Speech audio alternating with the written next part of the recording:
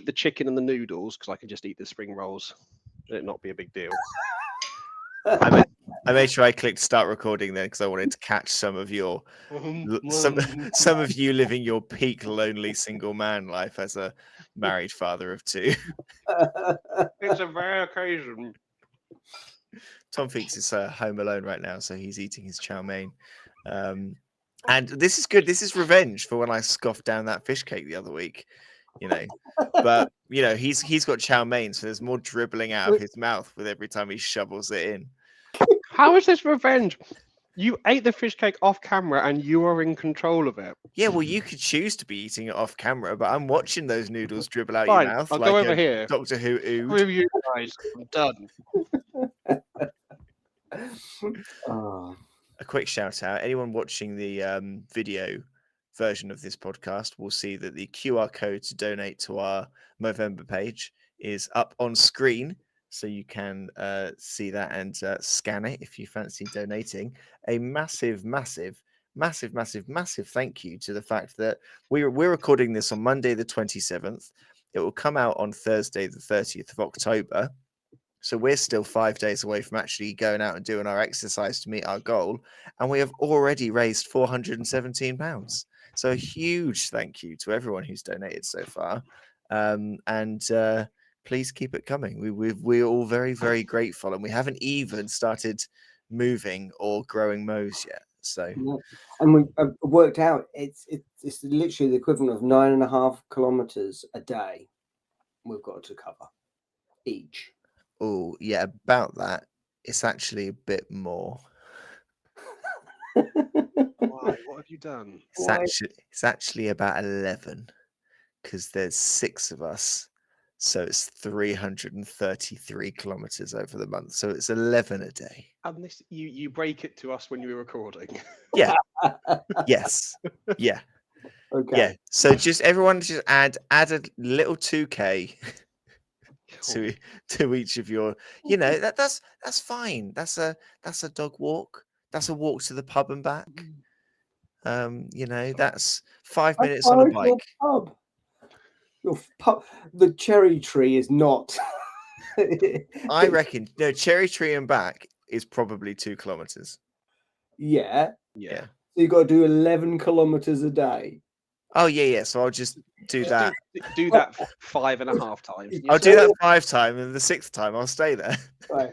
And then you just wobble home, and it ends up being an extra kilometer. What you should do is go there, order the pint. While they're pouring it, go home, back, pay for the pint, pick it up, take a sip, put it down, go back, forward, back, forward, back. Just do laps of Woodbridge, having a sip each time I go past the pub. Take it for a walk. So you know what that reminds me of, Chris, is friend of the pod, David's stag do, where some people did the was it a beer mile? Yes, they chose to do a beer mile where they had to run like 250 meter stretches and then drink beers en route. I think they both threw up at different points. They definitely did. I didn't watch it because I was saying, okay, guys, we need to get to the next booking. And they said, yeah, but we want to do a beer mile. And I was like, well, that's great, but we've got a booking to get to. And they were, okay, well, we're going to do it anyway. And I was like, right, well, don't die and I'll see you there. Yeah. And then they came back and was like, yeah, we threw up. Like, yeah, probably. I've got a really distinct memory of me and you both looking at each other and going, nope, not doing that. Nope. So that's the memory it brought up, and I would not recommend it at all. But going back a stage, thank you so much to those of you who have donated. We really, really, really do appreciate it. Yes. Big thank yous from us. Yes, right. Let's dive in. Play the intro.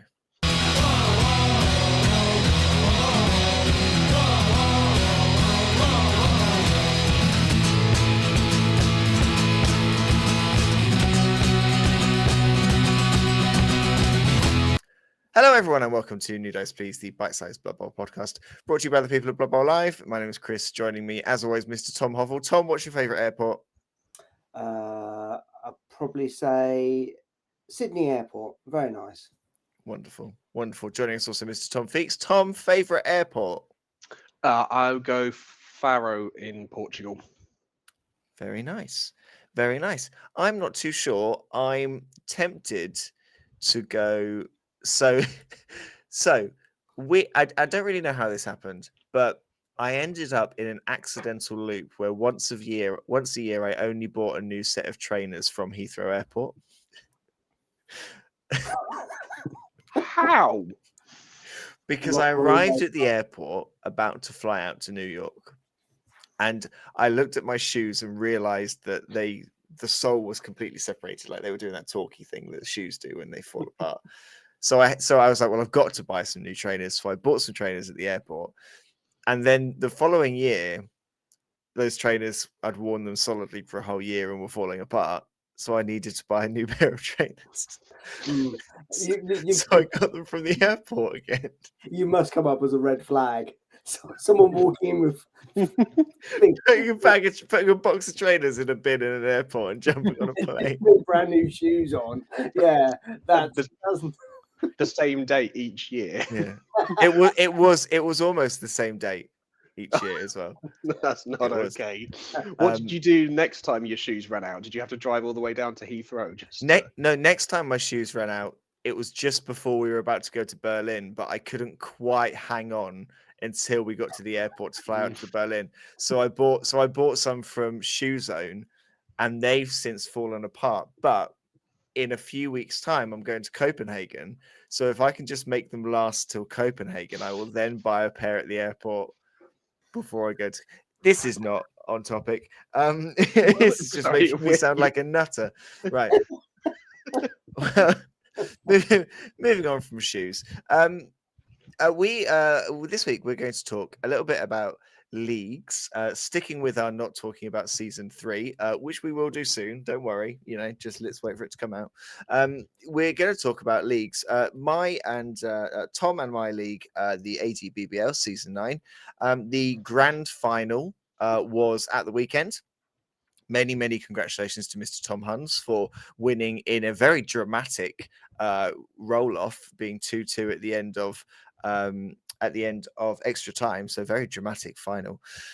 But we thought we would have a think about our league, have a think about Mr. Tom Feeks' league and what we know about other people's leagues. And right here, right now, we would build our ultimate league. What would the league look like that would be just the dream scenario for us? What do we want from a league, and what is going to be the absolute dream league if we could build and have anything we want? And I'm going to make this clear, and it's probably going to be a mistake, but I'm saying no. There's no rules here. There's no limitations. There's no limitations at all on what can and can't be done here.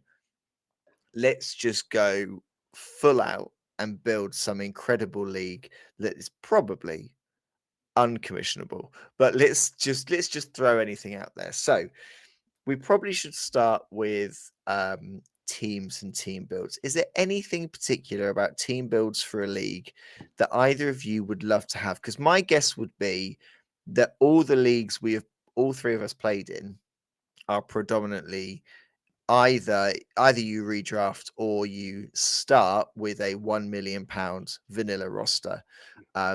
That's probably it. So is there anything outside that we would want? So I would. I've been thinking about this beforehand, actually, and obviously, I'm doing this with no planning whatsoever, and there's going to be so much of it I take from Novel, so it may sound a bit samey after a little while, but I do like the captain and vice captain rule that we've got in there. So every team, regardless, is standard 1 million build, and I wouldn't change that because if you put it up to 1,200, some teams just get ridiculous. No, 1 million works absolutely fine. Your captain, chosen primary, and your vice captain, a random secondary. And it's fun, and it gives you a bit of what am I going to get at the start of the season? And we do a stream at the start every time of every season to just go where it's all announced and there's all the speculation around it, and you laugh at the person that's got defensive on a terrible piece or dauntless on a fanatic, which has come up quite a few times, which has just been absolutely hilarious. And it's a great thing and also it just gets your team started a little bit. It just gives you a little something that you're not going in straight there. but I think there's potentially more to be played with there. So I'm interested to see what you think. I like captain and vice captain. I think it does. We didn't do that this year. We had something similar where teams were seeded, and depending on what seed pot you were in, you either got 2 or 3 SPP on a lineman. So you kind of started with a player with a little bit in the bank. Tom, what are you thinking about captains? Yeah, I think what I'd like to see is no redrafts. So Okay, so you're cutting the redrafts out for this cutting league. redrafts completely out. Okay. So you got so everyone's got almost a kind of a level playing field, because I do find that we've played in our league. There's been few people redraft. I love the fact that Scott doesn't redraft, and it's a real nice kind of breath of fresh air, because he's almost saying, right, I'm starting from fresh. I'm the same as all of you. We're going to try and do something, and also he'll never do the same team again. As far as I know, he's always done a different team. He has always done different, and he redrafted once, and that redraft season was his worst that he has ever had. So I quite like the idea of everyone having a nice fresh use of that on that level. I've got a few other ideas that may be controversial, and people will be like, no, on that, but let's save that for a little bit later when we further in. But yeah, I think for me, redrafts is really nice, because any level of person can join the group, and you know that everyone's got, as you say, 1,000,000 points team. They haven't got some weird thing, because again, we've had that in the scenario with a number of other people where they've come in, then brand new, got a brand new team, and they've come up against a load of redrafted people, and yes, they get wonderful inducements and everything like that. But when you're building a team, your mindset isn't automatically around what inducements am I going to get in the first couple of games. Yeah, I think I like redrafts, but it is problematic if you're like brand new and you get drawn against someone, because inducements and star players can only take you so far, particularly when if they're not massive, and they're not realistically going to be higher than 100 to 200,000, which is maybe just one star player, or two, so it's not great from that perspective. So yeah. I think what I would say is, though, I think no redrafts if you've got a long enough season. So I think I would agree with no redrafts, but I want a long enough season that by the end you can really have some like incredible superstar teams out there that have been built because they've played enough games. That's posed an interesting question to both of you. How long is the right length for a league? See, this is tough, because I would have. I would love a league where you've got groups. I like big groups, but you get to a point where if you're not having everyone play, like if you're having everyone playing everyone, then is it too long? I would love groups of I'd love like 2 groups of 20, and everyone plays everyone once, but that is 19 games. Which is a lot, even if you just play one a week, you're nearly at half a year for doing that. Yeah, and that's before you get to the playoffs as well. And that's without playoffs. Yeah. I think you should try and get a whole season done in 6 months if you can, because there will be people there will be people who just have a horrendous start to it, and if you are expecting them to go for longer than half a year, and bearing in mind, maybe you want to play once every 3 weeks or so, they're just going to be having a crap time. And it's a team that they just don't gel with. But no, I'd having said that, I would love to have a tournament, a league where like you say, everyone just plays everyone. But timescale wise, I'd probably say no. Well, this is an interesting difference between what you guys do in Nottingham and what we do, which is that obviously you have rounds that you play, and you've got 3 weeks to play your round, and then you move on to the next round. We have, I think it normally is on average 1.5 weeks per game, but there is no order or schedule. So it is, you've got so let's say let's go for an 8-game group stage. You've got your 8 group games, you know what they are from day one, and you've got 12 weeks to make sure you've played them all in. So it's a much that amount of games in our league, you're looking at just under 3 months. That amount of games in your league, you're looking at just under 6. Mhm. So so are we thinking maybe then 8 group games is kind of a good number? Yeah, I think that's probably about right. This current season, we've slimmed down because of the new edition coming out, and it's only 3 matches in the group stage. But it's literally just a stopgap. Actually, I'll double check our tour play. Bear with me 1 minute. I'll have a look back and see what our thing was from last season, because 8 does sound about right. While you check that, Tom, what do you think? 8 games, and is that 8 games where you play everyone once, you play everyone twice, you don't play everyone? Like, what are you thinking? That's a really interesting one, because obviously with our seasons, we've played it where we've played both kind of. We've done all 3, haven't we? We've Yeah, done yeah. we've done you play 8 different people, but you don't play everyone in your group. We've done you play 3 different people and you play them all twice, and we've just done you play 7 different people, which is everyone in your group once. So we've done all 3 over the last 3 or 4 seasons. Yeah, absolutely. So I think I've liked the fact that, and again, it's all down to the individuals who are in the league themselves, because we've all got lives. Some of us have anyway. I don't. But and again, there's a lot of things around that, because you can talk about how are you going to play those games? Are you going to set those levels and say, right, in tour play, for example, other systems are available. Are you going to say, right, this is how it's set out? You've now got to play this game, and then you've got to play this game, and then you've got to play this game, or do you just let it be the case that everyone can play whenever they're available, whoever they want to play? Because there's been some really interesting kind of talk around that within our league, and there's been some really interesting kind of scenarios where, just because people's lives and everyone's not got a 9-to-5 job, people got shift work, everything like that, and other commitments, they'll either front load or back load the league. So what they've got is you get someone who just literally goes and blasts through all their games within the first 3 weeks. They're sitting pretty at the top of the league, but that's purely the fact that they've done all their games. And you're like, is that fair? Is it not fair? How is that? It becomes difficult with the skills, doesn't it? Because if someone plays all of their games, let's the worst case scenario is someone plays all of their games, front loads straight away, gets load of skills, meets someone roughly halfway through the season who, because of commitments, has to do the opposite.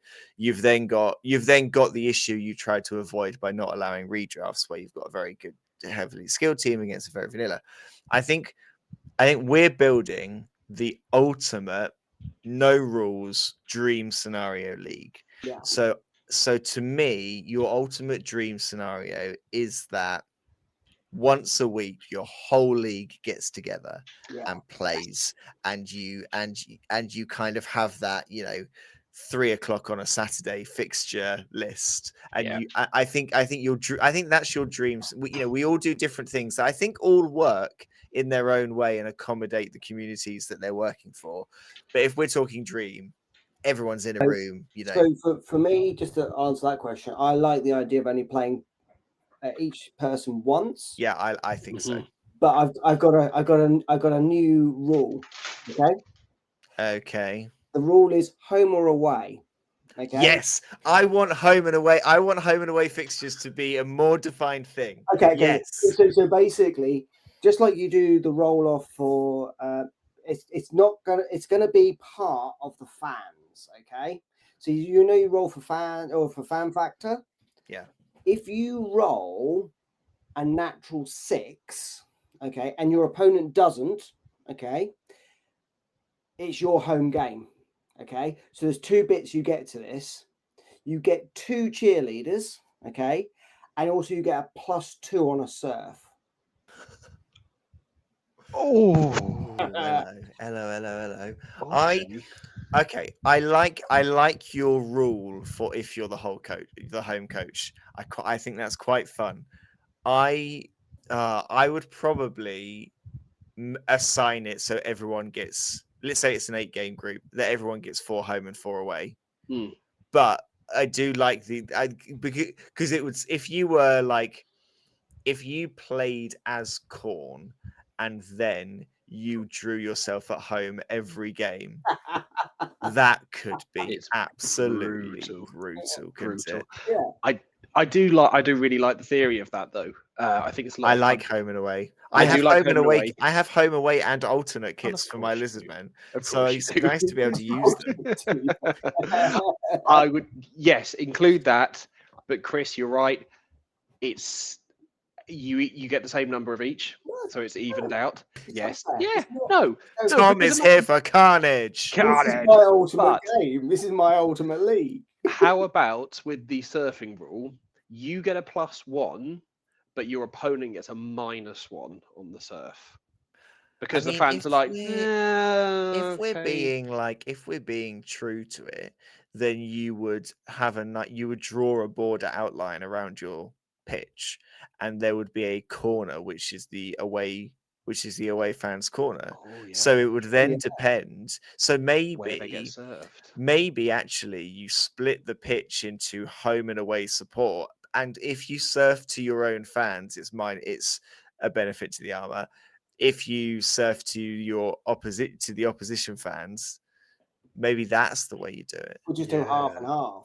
Yeah. Half the pitch. Yeah, if Yeah, you yeah. surf in your half, your opponent's player, then it's +1 to the +1 to the injury Okay. roll. So changing the dice roll then. So basically, the highest on the fan factor gets to choose left or right.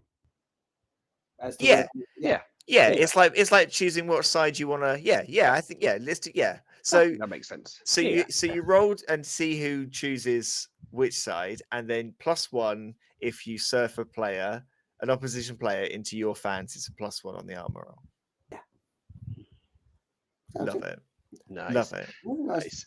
Nice. Little Going back a couple of steps, Novel last season was 9 matches in the group stage. So groups of 10, yeah. It was groups of 10. However, and I was initially thinking, oh, is that going to be maybe a little bit too long if we want to keep things moving?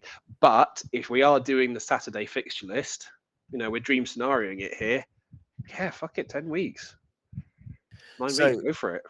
My only issue with groups of 10 is that if you're looking at playoffs, it would be lovely if we had multiples of if we had like numbers that suited a playoff. So like 32 is a lovely number because it suits a playoff Mhm.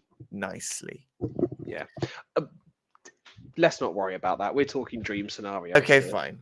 I'm not being picky about the number.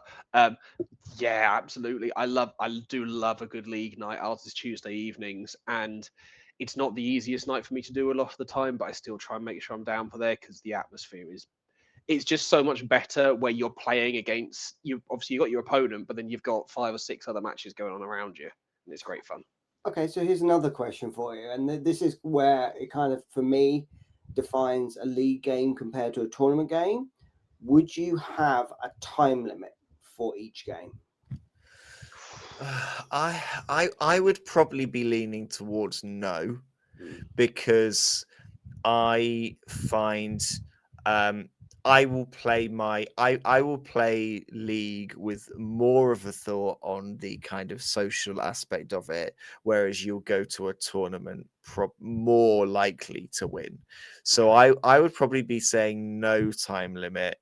And if we're having, we're dream scenario here, so we've got all of our players down to one location on one evening, or let's at whatever time, 7 o'clock kickoff, everyone kicks off at 7 o'clock, great. And then you just make sure that there is a decent bar, and then this leads me quite nicely onto something that I would say. If this scenario I would want and I would love to have. So, where are your games being played? Because for me, they're being played in, here's the dream venue. You have your 16 tables, however many tables you need, so that everyone plays their game. Everyone kicks off at the same time. Other side of the room, you have a couple of sofas with a TV screen that has final score on.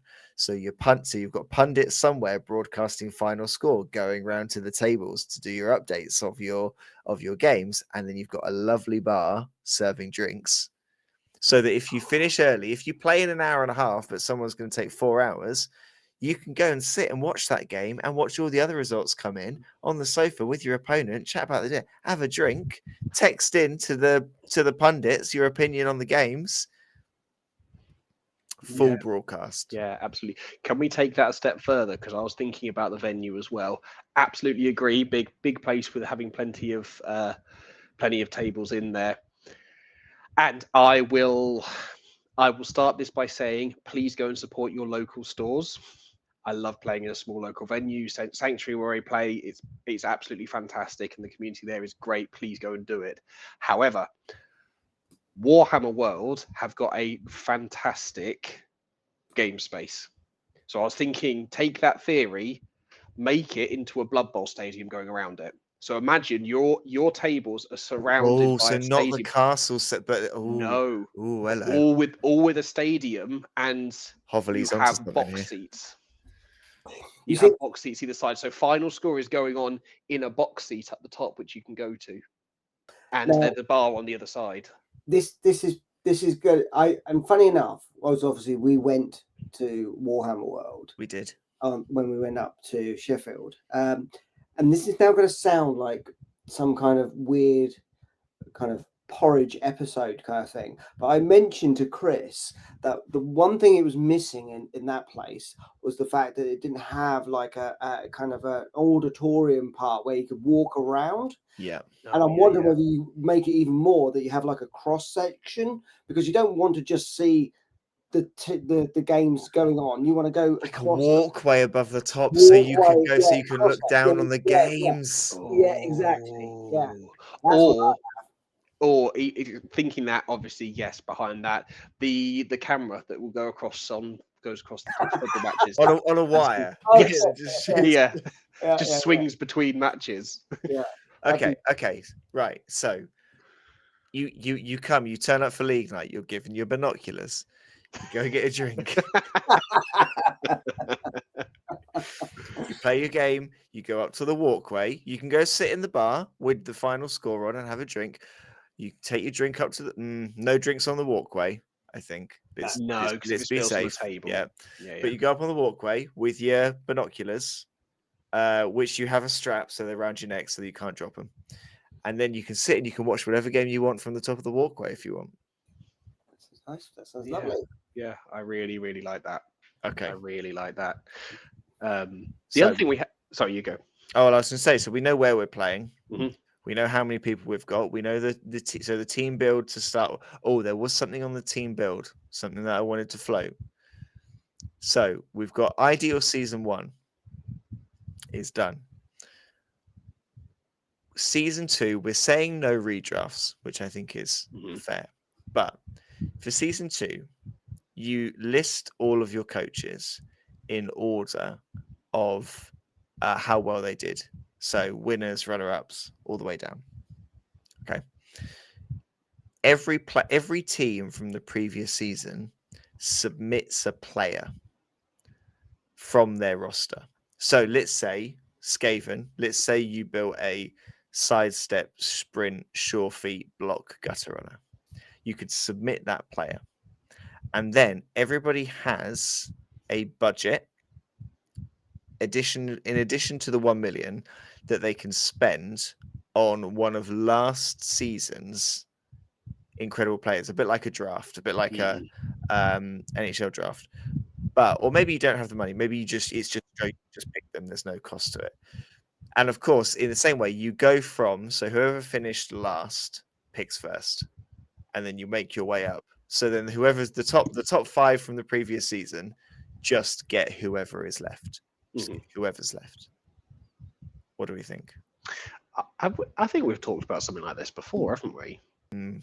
About a draft situation. I like it. I like it. But the only thing would then be if you say you came bottom and that gutter runner's on the table, but you didn't want to take Skaven or Underworld. Can you then add them into a team that they wouldn't necessarily play for? Well, I guess there's two ways to do it, because I think this is a conversation I've had before with people. You either have to can only take a player who is in your like available group, or instead of taking a player, you kind of strip that player down. So let's take a gutter runner as an example. It is a positional piece, and it has 4 primary skills. So that is the pack that you're picking. You're picking 4 primary skills on a positional. Someone else might put 2 stat increases, a primary and a secondary on a lineman. So the stat block you're picking is lineman with 2 stat increases and a primary and a secondary. So it then doesn't matter what team you are playing, and it doesn't matter what teams were played last season, because you're picking kind of the skill pack for an individual player rather than picking the player itself. So that could be maybe the way to do it, because by the time it's still slim pickings by the time you get to the end. Your Skaven coach could get to the end, and the only skill pack left is a lineman with a random secondary. And it's like, well, okay, well, fine. You do it anyway. You might then sack them straight away, whatever you want to do. But it's not redrafting, but brings something from the previous season over. Yeah, I'm not quite. I know where you're coming from. My personal opinion is I've enjoyed when we've had mercenaries.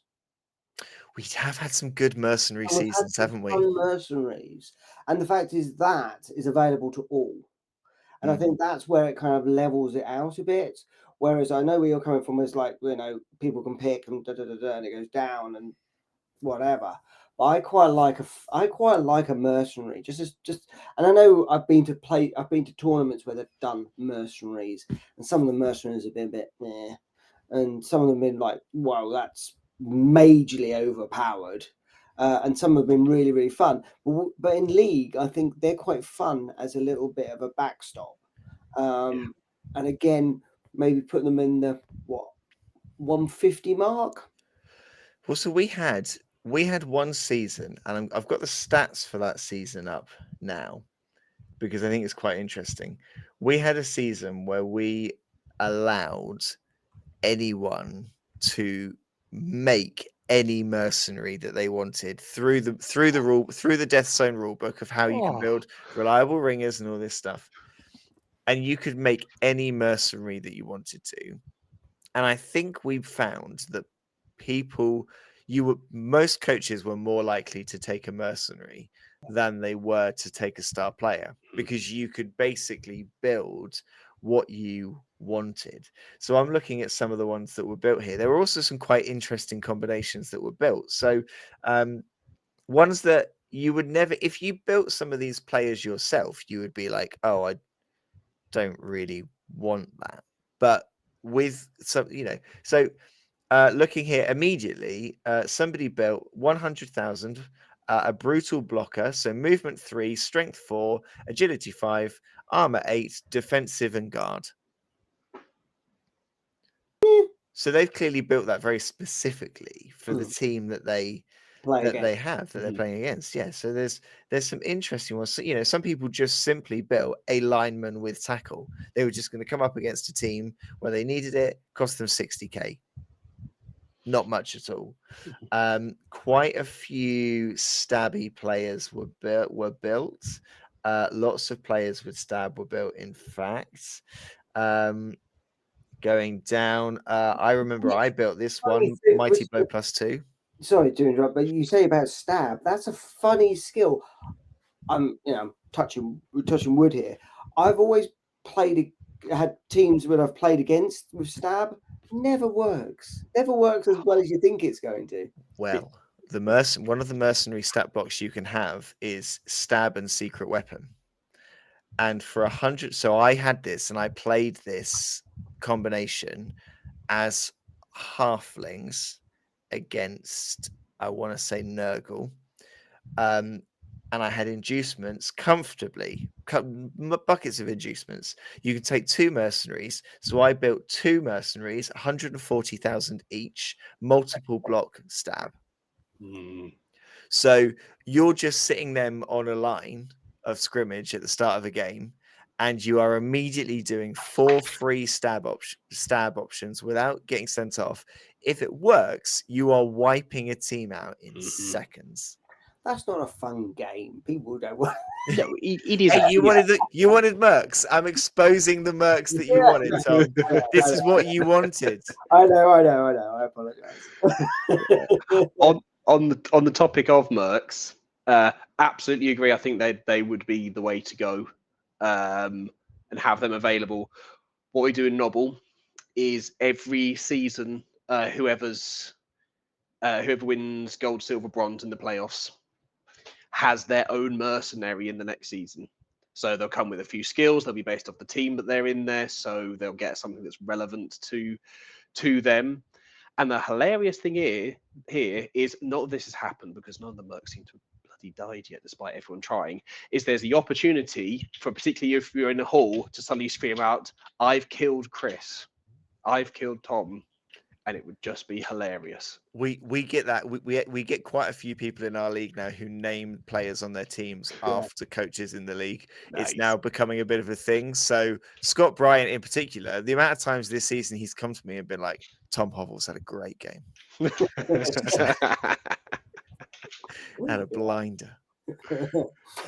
But sorry, go for it, Tom. No. I was going to say I was going to move the conversation onto swag. So if you still carry on. I'm going to go and grab my books because I've just had a thought about the home and away that might change your idea. You go do that. I'm gonna make so. I think let's allow for this superb league of ours. Let's allow unlimited choice of mercs, so you can build whatever merc you want. But, and I'm going to be controversial here, you can build whatever mercs you want within the merc rules. No star players. No star players. Yes, please. Let's have a league where we create our own star players. If you've got buckets of money, if you've got so many in inducements, build 2 incredible star players. Now, the problem with this, and I do appreciate that it's a problem, is we had so if you take star players. What's that noise? Could you hear that? Yeah, we can hear that. I'm so sorry. It's I've got a fidget thingy. Yeah, it was that it loud. sounded like you were getting really excited by this new league. So. I'm super excited. I'm surprised you can't see the desk rising by itself. Okay. So the issue with having both mercs and star players is that we had some people who stop rising and falling your desk. It's not good for the audio. If you, the problem that we're a podcast, right? The problem we had is if you have star players and you have mercs, is that you had some people who, if you take Underworld for example, you've got your Rat Ogre. You could then take Ripper as a star player. You could then take I think another big guy as a star player, and then you could also take a big guy mercenary if you had enough inducements. So you could then effectively be like a Chaos Renegade team with the addition, with the addition of a gutter runner. So it got a bit filthy. So I think I'm gonna put the vote in for any mercenary you want to build is allowable, but star players are banned. Yeah, I'm behind that. I want to just bring up Home and Away. Yes, Home and Away. Right. Getting rid Australian of sitcom from the well, I think it's still going. Is it still going? Yeah, I think it might be Channel 5. Possibly. Yeah. Probably. Neighbours was better. Anyway. Yeah, exactly. Yeah. One thing I really love reading about in all the like Spike magazines, everything like that. if you win to choose home, if you're going to play home or away, you get to choose whether or not you play on your pitch or you have your ball.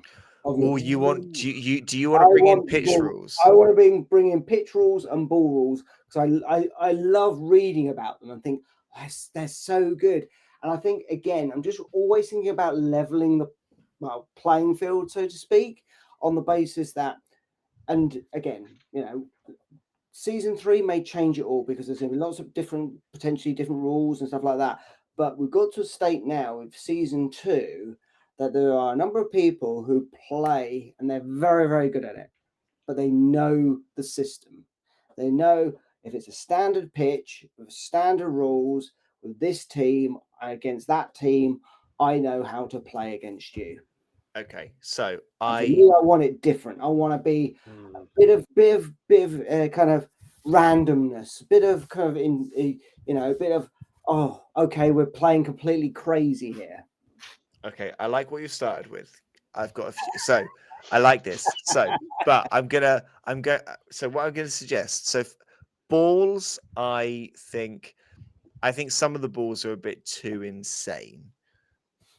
So I would probably not be voting for the balls. But if we are dream scenario here, if we're dream scenario, why can't, using existing pitch rules and stadium rules as kind of examples, why can't every coach come up with their own personal rule? So obviously it can't be something that's broken. But for example, I wouldn't want to play lizards and be like, I can only have access to the lizard rules.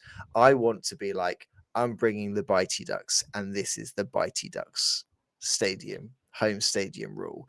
So rather than being like, okay, it's lizards versus Blackhawks, the lizards are at home, so we're playing on a lizard pitch with lizard rules. Let that coach pick the stadium they want to play in and use those rules. So the lizard coach could choose, for example, to use the Norse pitch rules if they wanted to. So there's still rules that have been designed within the game. They may not actually be rules that suit the team, because I think some of the rules maybe suit the team that it's their pitch for a little bit more. So, I don't think it would be too game breaking. But how about it's a bit more flexible than, like, if you're playing dwarfs, you're playing on the dwarf pitch. Be able to pick what pitch you want. Because there's some really nice ones. So, like for example, the vampire one I really like. Yeah. And it's very thematic to the actual layout of the pitch. So for people's information, the pitch has on one side has a long carpet going right down the middle of it. So like it's an 18 square long carpet. Okay, any square in this area is considered a carpeted square. Whenever a player is knocked down in the carpeted square, apply a -1 modifier to the armor roll. So in fact, it helps you. Whenever a player is knocked down in any other square outside of the carpeted area, apply a +1 modifier to armor roll. So there's some nice little things like that in it. It's not. It doesn't skew the game. It doesn't slow the game down too much. Sometimes I think some things. I agree with you with the ball. The ball can be a bit crazy, and it does really start to mess up the game. But the pitch ones, I actually think are a little bit fun. And the fact is, you have it different on the second half as well. I really like it, and I would love to play with all the different pitches. My only thing here is, would having the different pitch rules make it harder for newer coaches, and would it potentially put them off a little bit? I guess we're talking dream scenario, aren't we? Yeah, aren't we? So I think maybe if we say that you pick when you draft your team, you have your own stadium, you pick what your stadium rule is, and if we could say that it has to be something simple, like that one. I think is quite simple. Like, the pitch is very clearly defined. If you follow, to not to use exactly what the vampires one is, but if you fall over on grass, it's fine. But the wide zones are stone, and if you fall over there, it's +1. But remember, Like this. something nice and simple like that. So remember, in this scenario, it was only if you rolled a natural 6 on fan factor. So say for example, you roll one rolls a 5, one rolls a 2, then it's neutral. Neutral, normal pitch, but they just get an extra normal standard fan factor. If you roll a 6, then you say, right, you're on my pitch. What if you both roll a 6? If you both roll a 6, just standard pitch. Okay. So it cancels each other out. Yeah, screw it. Why not? Yeah, let's do it. Let's do it. Okay, so we've got pitch rules in play. Right, let's move on to swag, because Feeks, I know you want to talk about swag. I do. And also, home and away, yes, it is still running, although apparently 2026, maybe its final year. What if Neighbours is gone? Home and away should go. It was always the rubbish. It came back on Amazon and then it left. Yeah, they left again. Yeah. The problem is I was really sad when Neighbours was cancelled, and then they brought it back and I was really excited, and then I was really sad when they cancelled it again. I haven't watched Neighbours in 10 years. so I can't really complain, can I? No. Yes, swag. I'm going to start off with the obvious one, dice. Yes, dice. But D6s, not block dice. I don't want custom block dice. I want the block dice to be the GW block dice that we all can read and understand. I want the custom D6s to your heart's content as long as they are legible. Exactly. No, nice and simple. Quick one there. D6, with the 6 being your whatever emblem you're using for your league. That's just a given. Now, other things, score token, ball tokens, reroll tokens. Chris has his hand up. Yes, Christopher, go ahead. Right. I think ball tokens 100% have a standardized ball token. I would have a standardized ball token that is a 40 mil ball token, so it fits a big guy. But if a smaller player is on the ball, you can very, very clearly see where the ball is. Something really obvious and really, really kind of clear. What sort of thing do you mean for like other tokens? So no, I don't. I think mine are downstairs. Yes, bribe tokens. Yes, bribe tokens, that sort of thing. Reroll turn tokens. We've got noble branding on a little metal square with whatever the league color was that year. And you just have so it's the uniformity that everyone gets it. They're not vital. They're just really nice. They're just really, really nice. And the extra re-roll token. So when you roll on the kickoff event. Yes. Yeah. So it's different to your standard re-roll tokens. I actually think that's better. I think tokens for the things that you get that are different to the things that you would build. So it's really so like a leader token, for example, as opposed to a really standard reroll token. I would be prioritizing those ones so you can really clearly see that it's one of them. It's a bit like I've got the cards with the apocryphy. So you can say whether you've used it or not, you flick it over. That's really useful for me, just to remember that I've got one.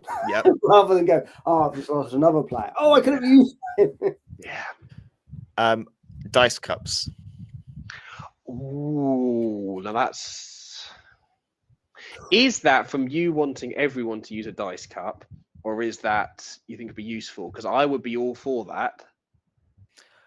But now, this is a discussion. I heard someone that we know, or not name, had a bit of a controversy about how they roll their dice, and they freehand roll the dice. They said I don't like the way you're rolling it. Yes. So this is the thing. The fact is dice cups also for me. I'm happy for that. I'll let like sleeping dogs lie, but for me, sometimes I see people and I'm like, you're swirling it rather than shaking it. So now a friend of the show and league player, Carl, has a particular dice cup that I don't know where it's from. It's it's one that is printed, but I think he got it from somewhere. I played someone else at the tournament this weekend who had the same one, and it's that style that I would have, and I would say, and I would try and instill, this is perfect world, a kind of this is how you use it. So I don't have a cup here. Oh, I don't have a cup, but I do have one of those measures for alcohol.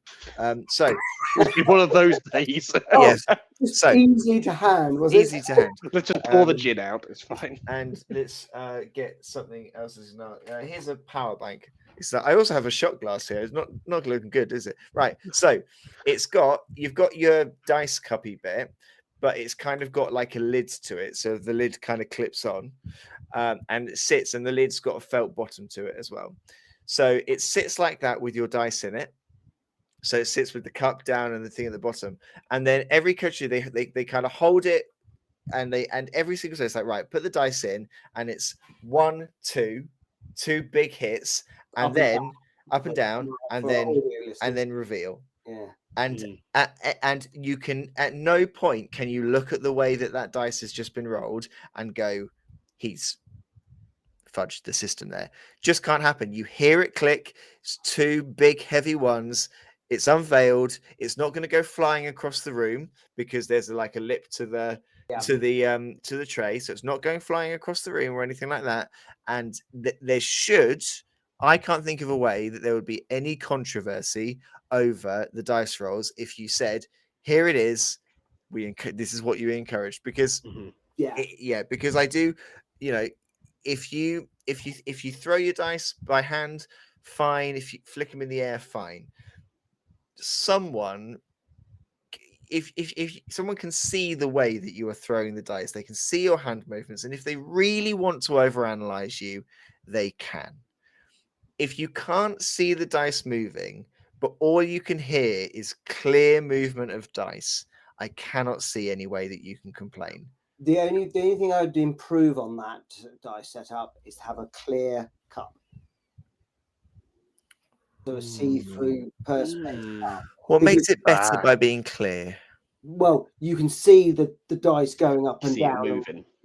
And then there's no kind of, you've done some kind of weird hand. However, the only issue I see with that, so we want to eliminate any chance that anyone can complain, right?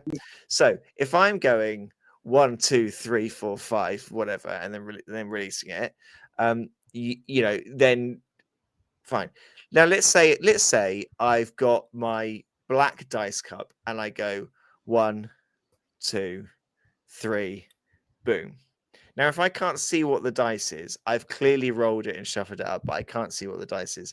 If you can, then there could just be someone who's shaking it quite slowly, sees them settle, is like, I don't like that one, I'll give it another shake. You could just open yourself up to that, because unfortunately, Tom, bad people exist. Well, here you go. This will stop it. You roll your opponent's dice. Yeah, you would say that, wouldn't you? I'm sorry. How Jack does of all that? trades, master of the one. So you move all your pieces. You can move all your pieces, but your opponent rolls your dice. But how would that solve it? So you're gonna have a clear one to be like exactly Chris's point there. You could be like, doesn't matter how you're rolling, doesn't matter what you're doing. You're rolling your opponent's dice. But imagine someone like that. You'll say something like, "Oh, I'm doing a 3 dice block. Go on, roll to see if you die." Like you're like, no, you're saying you don't say to that to them anyway. I've got a counter proposal on the dice cup. Okay. What about those Charlie Victor Slimline ones? You can shove it up your ass. It's so compact and it's neat and it's tidy. It just fits into the box. In your your argument of it's so compact and it's neat and tidy. I'm going to create a dice box, a dice cup, which is basically the size of 2 D6s. I'm going to place my D6s in them and close the lid, and you'll hear a little rattle, and then I'll open it. Oh, it's a 6 again, is it? Absolutely not. If you walk into my big venue with that slimline Charlie Victor dice cup, then you immediately start every game 3-0 down. There you go. There's another rule. And you can only field 8 players. Yeah. Now that dice cup has sat in my case now for about 5 months and has not come out. Whenever I see you to play Blood Bowl and you open that case, I I'm like, have that to is staying in that box. But I have to bring it out because I know how much it's going to wind you up. Every single time. Ladies and gentlemen, in an unpredictable, unexpected turn of events, Mr. Scott Bryant has joined us in the room, live from the finest hotel that Ireland has to offer. How are we doing, Scott? And what's your favourite airport? Favorite airport at the moment is, I'd say Belfast International, because at the moment I'm on a really hot winning streak for good quality Irish whiskey. So, Nice. Beautiful. Well, Scott, let me get you caught up to speed. We have been talking about our nothing off the table. What would be our best league if we were creating a brand new league? What would be the things that we would include? So, seeing as you are here with us now, give us in a snapshot. And I'm gonna give you a few categories, and I want you to give us what your best league would be, and we'll see how close it is to what we've got. Okay, so I want venue, I want starting rosters, whether there's any quirks there. I want any interesting rules that can come along the way, and I want swag. Any interesting swag you would have. and this is league, not tournament. This is league. This is your dream league, Okay. and nothing's off the table. No budget. You've got your ideal group of players. Dream scenario. I think 32 is a really nice number because it gives you the opportunity to have a good structure to the league. Plus, it leads into a good knockout season. Plus, I've only ever been involved in leagues of 32, so that's quite an interesting one. In terms of venue, my ideal venue would be where every single table has a nice 3D printed stadium. Yes. I mean, but slightly different takes on the stadium. I don't want, just a few stands, but I want like one centerpiece stadium, almost like a Wembley Arch type super stadium arena. But then also I'd like to have some themed arenas with it. So maybe a bit of an old school nod, bit of a modern nod. For you, Chris, I'd even throw in an ice pitch as well, just to give you something, a reason to come back. Okay.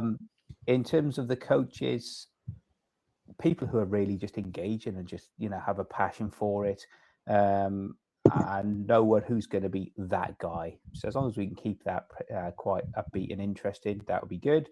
People who are going to commit and get all their games done in a certain time frame, that'd be great. And in terms of the rules, would I go with $1 million flat to start? I might be cheeky and go with something like 1.1 million. Just throw a few curveballs in there as well. And I don't know, I'm thinking out loud here. Obviously, this is a bit of an improv. I would actually start the season and think, would I introduce something where you join the league, but then you randomize what team you're going to take? Oh, he's gone So it rogue. encourages. He's gone rogue. I have, and it encourages people just to try something a bit different as opposed to stick. I know people like what they're familiar with and what they're confident in playing, but I think there might be an opportunity to move people slightly to new ventures, new pastures. I mean, you covered a lot of the stuff that we spoke about. No, like team numbers wise, good. I like. We didn't go into. We did have a bit of stadium talk. We did talk a little bit about possibly stadium rules, but design of stadium. I like incorporating that into what we had already. That's good. What about swag? You got any swag preferences? And are you now, because this is what we were just talking about? Are you insisting on and being very clear on your dice rolling rules? Okay, so swag. If it's a league match, I would probably leave that up until any sort of knockout level or championship playoff. So yeah, right towards the end of the season. I would give people, say, a nominal set of dice for joining the league. I think that's always nice to have something. But then I like it when we've done in ADBBL, where you have you might have something like a direction marker, you might have something extra, just something slightly different, but one of the core tools, even something as simple as a stunned prone token, just so you've got that to hand, because it's the sort of thing it's nice to have in your back pocket or in your bag, or in your carry case. So I'd like that. Sorry, where were we going then? What was the next bit? Dice rolling. Swag Are you and being dice prescriptive over your dice rolling? I think they need, for me, yes. As long as you stick to what I sort of see as the core rules. One, if you move, and if you move a positional or piece, and if your opponent is happy, you can slightly readjust it or maybe move it accordingly. But if it's sort of 2 or 3 moves along, no. And once the dice is rolled, that's it, it's gospel. Even if both coaches have made a mistake, whether it's, and I'd like to think in the spirit of the game, a lot of the mistakes are unintentional. But if there are, but as soon as the dice are rolled, everybody agrees that's gospel. And at the moment, I'm open to cups, to free-handed rolling, through dice towers, through throwing it off the wall, doing a bit of a trick shot, come back on the pitch. As long as the dice roll finishes on the pitch and is flat and is clear and nice and easy for both coaches, I'm game. Well, why is this a controversial thing? No, it's not. It's not. It's not controversial. It's. I would love a world where in this podcast we this is all we do, because it makes us millions and millions of pounds, and we each have the equivalent of like a home studio where we're like recording. We've got like super HD cameras and super mics, and everything is perfect. Because I think right now what I could probably do is read whoever Tom Feeks is texting through the reflection in his glasses, and I just there you go. See? and it was just making me chuckle. Share it with the class, Tom. Who are you texting? I was. Your wife? Yeah, actually, I was. Oh. I know. What's I read. how to roll dice. Yeah, I'm googling how to actually play Bloodbowl. So, did you come second tonight, Feeksy? In He wasn't the counting the match. score. He wasn't counting the score, apparently. He wasn't. With He's gone anyway. Yeah, he wasn't. No, he's still there. there. He's still there. Oh, he's gone for me. Okay. No, I definitely would have lost. I definitely lost. It was a very He's light-hearted, broken up friendly, for me. Maybe it's just where me, we but I can't hear were him. practicing some one-turners and things like that. So it was not a strict interpretation. I definitely lost. Yeah, Feeks lost. Yeah. I feel like we're about to stumble into a world of tech issues. I can just tell, and we've done quite well. So I'm going to start to wrap things up. Well, that was very good fun. That's a dream league that, hey, who knows, one day maybe we'll start it. But if you have any thoughts on what your dream league is, if you have league rules that you've really enjoyed, league rules that you've hated, or anything in between, Scott, how do people get in touch? Hey, Chris. If people want to get in touch, if they want to tell us about their league rules, what they would like to see in their particular setup, whether it's on the technical side, whether it's on the pitch top, however they like to roll their dice, whatever wrist action they prefer, drop us a note, newdiceplease@gmail.com. If you want to find out as well how good Tom Hovell is at Roger, and also, have you talked about Tom Hovell's cheeky laugh when he casualties another one of your players? It's this cross between malevolence and absolute insanity and euphoria. It's wonderful. It's a thing of beauty. Anyway, Tom, if you want to watch Blood Bowl, what can you do? Where can you go? How? Yeah. If you want to see as well as hear us, we're on YouTube under Blood Bowl Live. And we're also on the socials on Instagram and Blue Sky under New Dice Please.